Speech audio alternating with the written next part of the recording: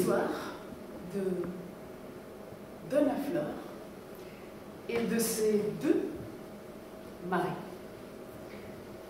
Vadigne lui allait comme un gant.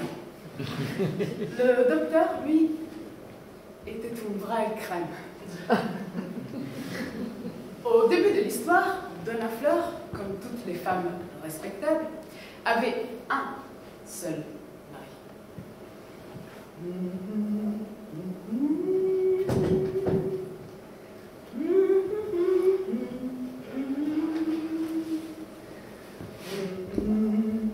L'histoire d'Elena et de ses deux pays.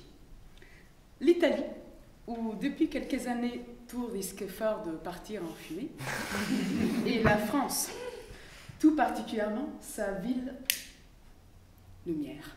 Il fumo danneggia gravemente te e chi ti sta intorno. Fumer nuit gravement à toi et à ton entourage. C'est vrai que son pays ne lui faisait pas forcément du bien. Elle avait de plus en plus de mal à respirer. Les gens me disaient, mais tourne! C'est écrit en gros. Il tuo medico e il tuo farmacista possono aiutarti a smettere di fumare. Ton médecin ou ton pharmacien, ils peuvent t'aider. Il fallait partir.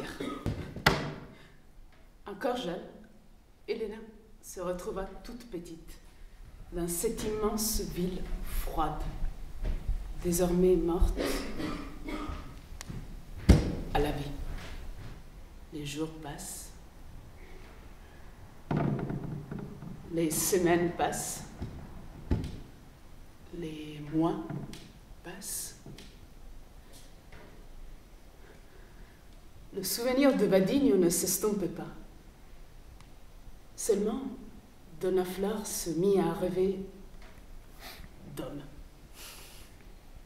Elle sentait ses entrailles bouger. Alors, tout devenait chaud, humide, doux, tiède, et la voilà à nouveau bien vivante, et de façon plutôt embarrassante.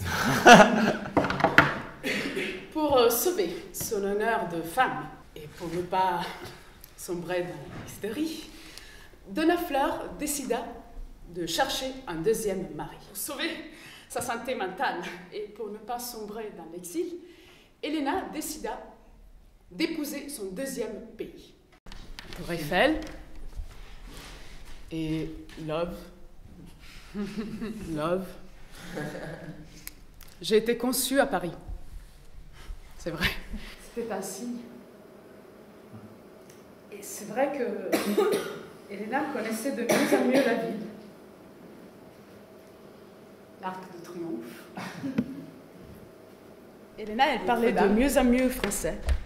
Elle rêvait même en français. Dans le métro, elle savait s'il fallait se mettre en tête, au milieu ou à la fin du train pour être plus proche de la sortie à la descente. Elle se rendait compte que les hommes français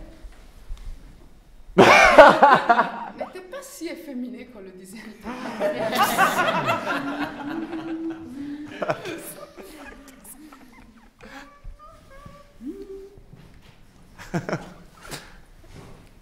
Seulement, un jour, Elena se découvrit en train de rêver d'être française. Donna Fleur se sentit à nouveau mourir. Mais non, elle refusait de se laisser exiler de son corps.